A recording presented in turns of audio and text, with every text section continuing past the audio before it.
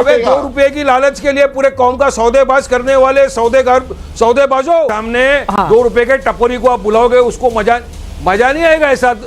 मैं हूं यासर मलिक। आरएसएस की प्रचारक बनके पत्रकारिता करना छोड़ दो चित्रा जी, मैं आपको बोल रहा हूँ।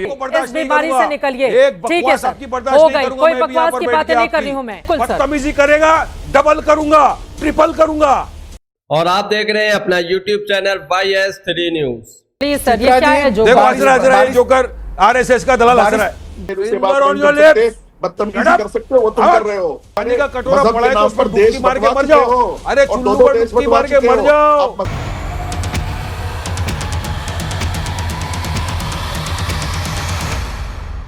वक्फ बोर्ड बिल पर हो रही डिबेट में हुई भयंकर लड़ाई।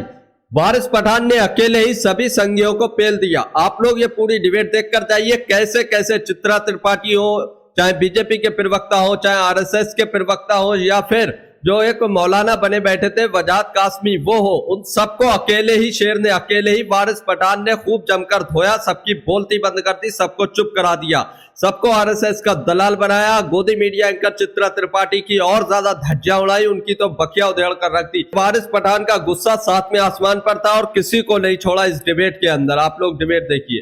काज़मी, जवाब दीजिए इस पर।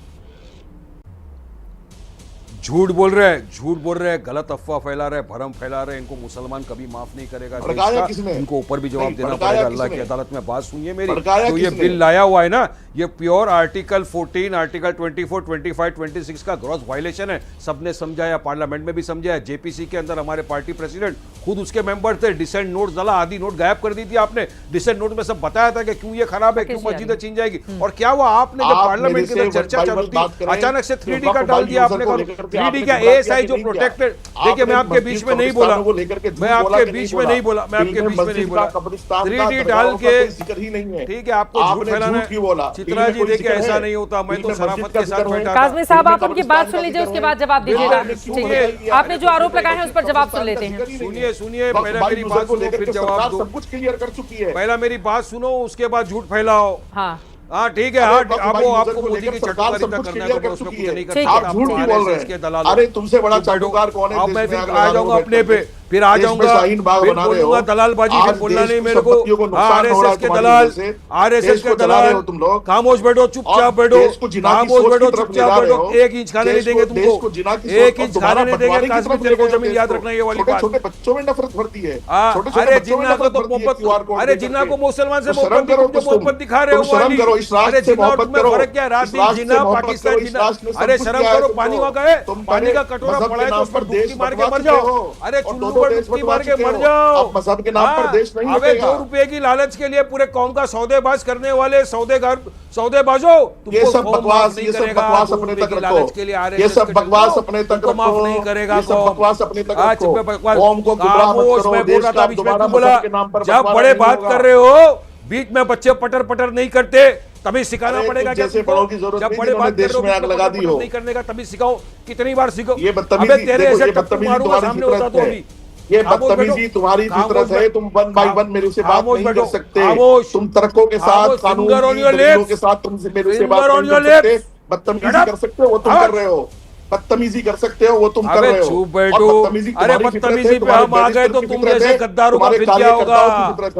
बदतमीजी पे हम आ गए तो तुम जैसे गद्दारों का क्या होगा? मुंह छुपाते फिर रहे हो एरिया में, तुम्हारे एरिया में मुंह छुपाते हो। जैसे बदमाश बहुत मिलते हैं, टपोरी है टपोरी। भाई तुम जैसे टपोरी बहुत मिलते हैं, हम लोग डरने वाले नहीं हैं। आरएसएस के राष्ट्र को मजबूत करो, राष्ट्र के लिए लड़ो, तेरे से बड़ा राष्ट्र के टपोरी लिए बड़ी जियो, नहीं है। राष्ट्र के लिए।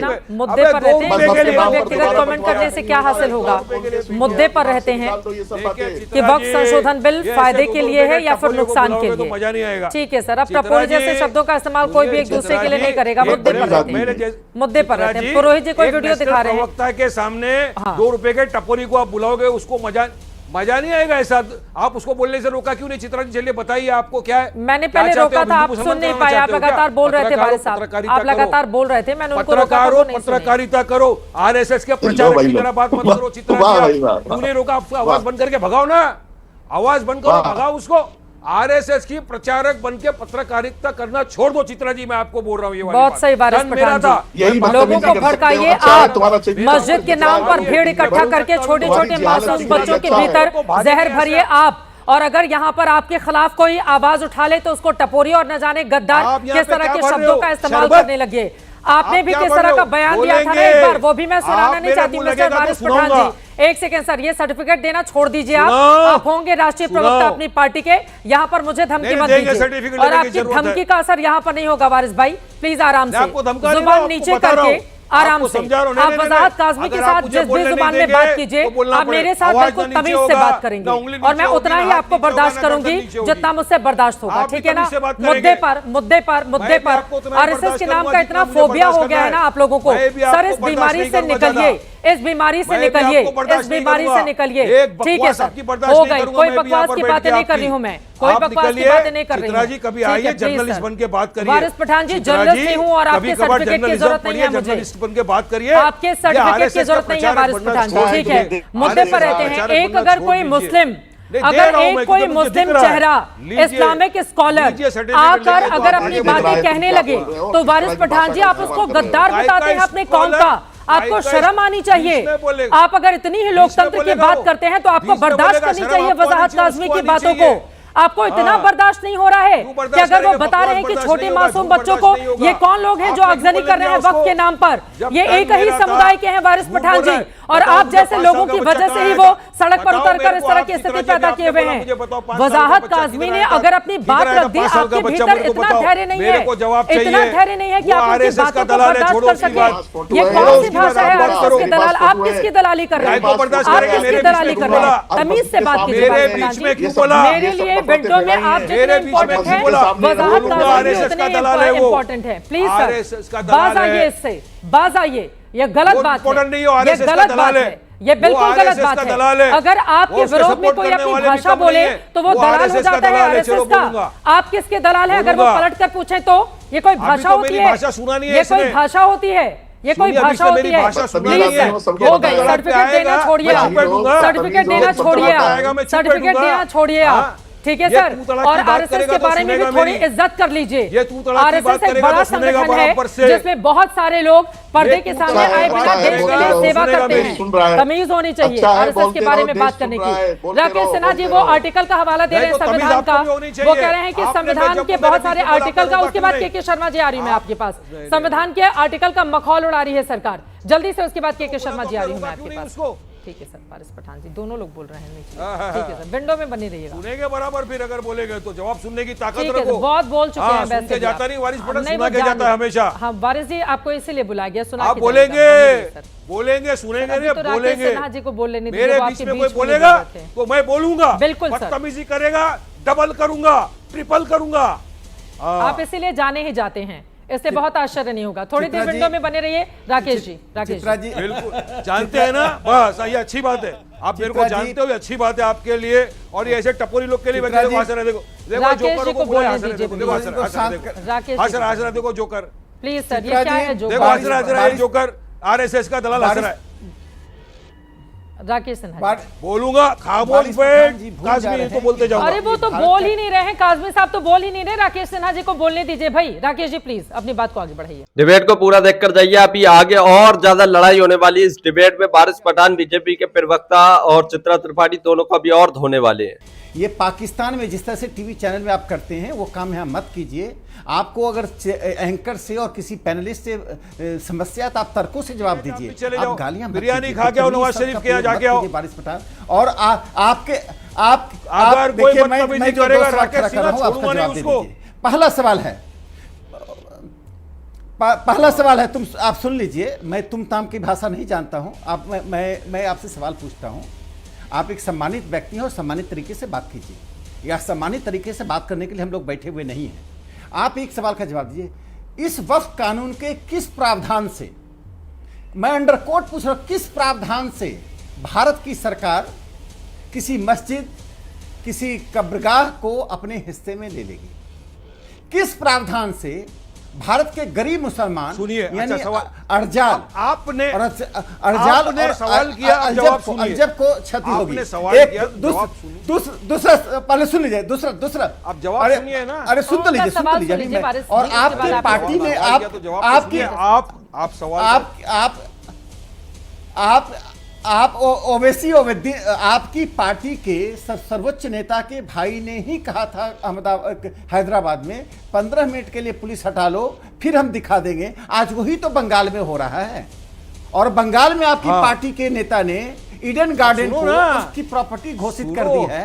इन सवाल का जवाब आप दीजिए।